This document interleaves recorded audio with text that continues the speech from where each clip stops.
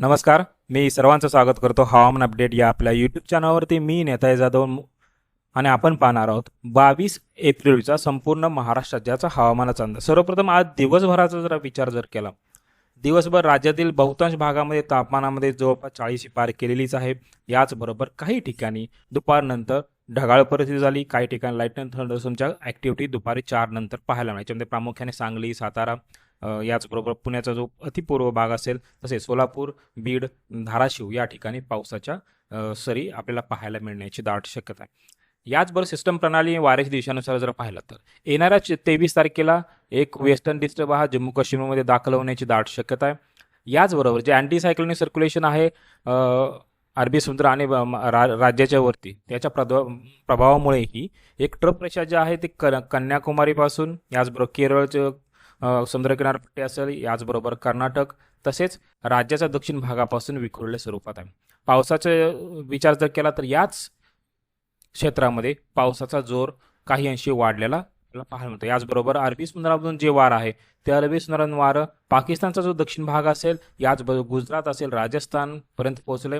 राजस्थानमधून मध्य प्रदेश, याचबरोबर उत्तर प्रदेशचा दक्षिण भाग, तसेच बिहार झारखंडचा दक्षिण भाग असेल, याचबरोबर छत्तीसगडमधून परत हे वारं देशाच्या अंतर्भागामध्ये पोहोचत आहे. तर याच्या प्रादुर्भावामुळेही राज्यामध्ये तापमानामध्ये प्रचंड वाढ झाली. याचबरोबर प्री मान्सूनच्या ॲक्टिव्हिटीमध्ये वाढ झालेली पाहायला सध्या मिळत आहे. याचबरोबर सध्या जर पाहिलं, सध्या ही जी पावसाच्या ॲक्टिव्हिटीज आहेत ते राज्याचा दक्षिण भाग म्हणजे विदर्भाचं दक्षिण भाग असेल, याचबरोबर मराठवाड्याचा दक्षिण भाग, पश्चिम महाराष्ट्राचा दक्षिण भाग या भागामध्ये सध्या जास्त आहेत. मात्र येणाऱ्या काही दिवसात या पावसाच्या नोंदी आपल्याला पश्चिमी घाट असेल या ठिकाणी होण्याची शक्यता. याच्यामध्ये घाटमाथ्याचा भाग असेल, कोकणाचा भाग असेल, तळ कोकण असेल, याचबरोबर सांगली, कोल्हापूर, सातारा, पुण्याचा जो घाटमाथा असेल त्या भागामध्येही पावसाच्या ॲक्टिव्हिटी वाढण्याची दाट शक्यता.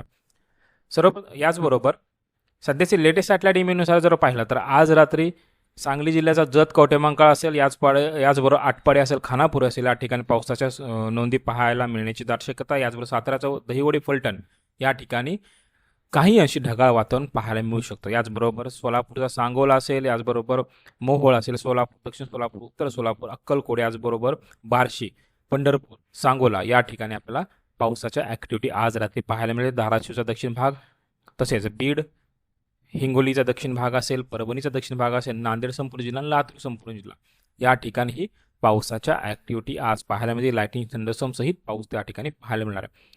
याचबरोबर हा जो ढग दिसतोय हा ढग हळूहळू उत्तर पूर्व या दिशेला सरकण्याची शक्यता आहे. त्यावेळेला यवतमाळ असेल, याचबरोबर वर्धाचा दक्षिण भाग आणि चंद्रपूर या ठिकाणीही पाऊस आज रात्री पाहायला मिळण्याची दाट शक्यता आहे. याचबरोबर राज्याचा इतरत्र भागाचा जर पाहिलं, याच्यामध्ये कोकण किनारपट्टी संपूर्ण भाग असेल, खानदेश संपूर्ण असेल, मराठवाडा उत्तरेचा भाग असेल आणि पश्चिम महाराष्ट्राचाही उत्तर भाग या भागामध्ये वातावरण स्वच्छ राहण्याची दाट शक्यता. मात्र रात्री जर पाहिलं, रात्री उमस जास्त पाहायला मिळणार आहे. त्यामुळे काही अंशी गरमीचा त्रास हा नागरिकांना आज रात्रीही होण्याची दाट शक्यता. याचबरोबर आज दिवसभराचा मॅक्झिमम टेम्परेचर जर पाहिलं तर Chhatrapati Sambhajinagar 42.5 degree Celsius, Beed 41.4 degree Celsius, Dharashiv 40.6 degree Celsius, Parbhani 41.8 degree Celsius, Udgir 38.2, Akola 43.6, Amravati 43.4, Bhandara 41 degree Celsius, Buldhana 41.6, Brahmapuri 41.3 degree Celsius, याचबरोबर Chandrapur 40 degree Celsius, Gadchiroli 40 degree Celsius, Gondia 40.5, Nagpur 42.4 degree Celsius, Wardha 42.8 degree Celsius, Washim 42.6 degree Celsius, यवतमाळमध्ये 43.4 डिग्री सेल्सिअस तापमान पाहायला मिळालं.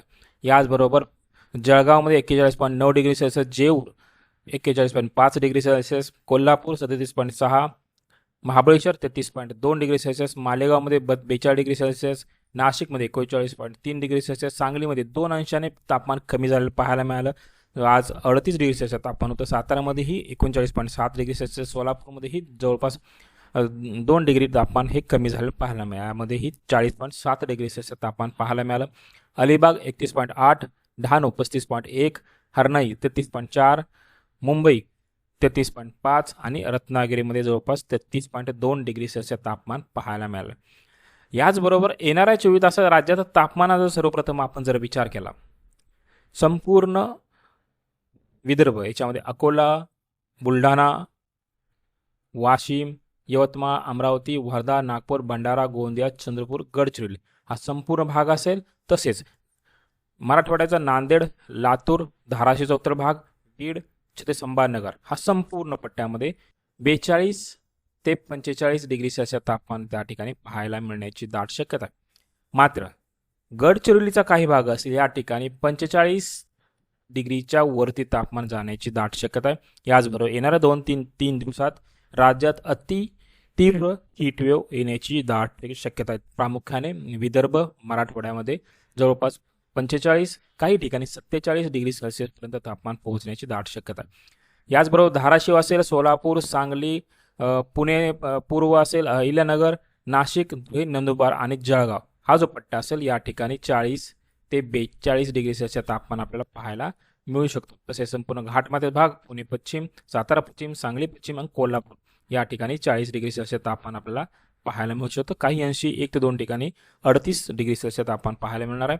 याचबरोबर संपूर्ण कोकणाचा जर विचार केला, कोकणाचा उत्तरेचा भाग रायगडपासून उत्तरेला ठाणे, पालघर, कल्याण या ठिकाणी 33 ते 34 डिग्री सेल्सिअस आणि दक्षिणेचं जर पाहिलं रत्नागिरी आणि सिंधुदुर्ग या ठिकाणी जवळपास 33 ते 35 डिग्री सेल्सिअस तापमान पाहायला मिळू शकतं. याचबरोबर पावसाचा जर विचार केला तर येणाऱ्या 24 तासामध्येही राज्याचा जो दक्षिण भाग असेल याच्यामध्ये सांगली असेल, कोल्हापूर असेल, सोलापूर, धाराशिव, लातूर, नांदेड, हिंगोली, परभणी, बीड हा जो पट्टा असेल या पट्ट्यामध्ये आपल्याला पावसाच्या ॲक्टिव्हिटी आपल्याला पाहायला मिळण्याची दाट शक्यता आहे. कारण की तापमान जसं जसं वाढतंय त्यावेळेला तापमान वाढ झाल्यानंतर ढगांचं बाष्पीभवन होतं, ढग तयार होतं दुपारनंतर आणि विखुरलेल्या स्वरूपामध्ये आपल्याला येणाऱ्या 24 तासामध्ये पाऊस पाहायला मिळणार आहे.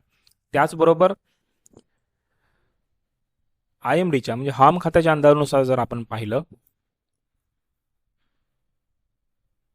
सिंधुदुर्ग, रत्नागिरी, कोल्हापूर, सांगली, सातारा, पुणे, अहिल्यानगर असेल, याचबरोबर नाशिक, छत्रपती संभाजीनगर, जळगाव, सांगली, सोलापूर, धाराशिव, लातूर या ठिकाणी लाइटनिंग थंडरस्टॉर्मचा सहित येलो अलर्ट आहे. त्या ठिकाणी काही ठिकाणी विखुरलेल्या स्वरूपामध्ये पाऊस पाहायला मिळू शकतो. याचबरोबर गडचिरोली, चंद्रपूर, गडचिरोली, याचबरोबर भंडारा आणि गोंदिया या तिन्ही जिल्ह्यामध्ये ही लाइटनिंग थंडरस्टॉर्मच्या ॲक्टिव्हिटी पाहायला मिळण्याची दाट शक्यता आहे. याचबरोबर नांदेड असेल, हिंगोली, परभणी, बीड असेल, जालना, धुळे, नंदुरबार, याचबरोबर ठाणे, मुंबई आणि रायगड या ठिकाणी कोणताही अलर्ट नाही आहे. मात्र काही प्रमाणामध्ये पावसाच्या ॲक्टिव्हिटी आपल्याला पाहायला मिळण्याची दाट शक्यता आहे. तर हे होतं येणाऱ्या 24 तासाचा राज्याचा हवामान अपडेट. जर आता आपण हवामान अपडेट या यूट्यूब चॅनल सबस्क्राईब जर केलं नसेल तर कृपया सबस्क्राईब करा, बेल आयकॉन नक्की करा. धन्यवाद.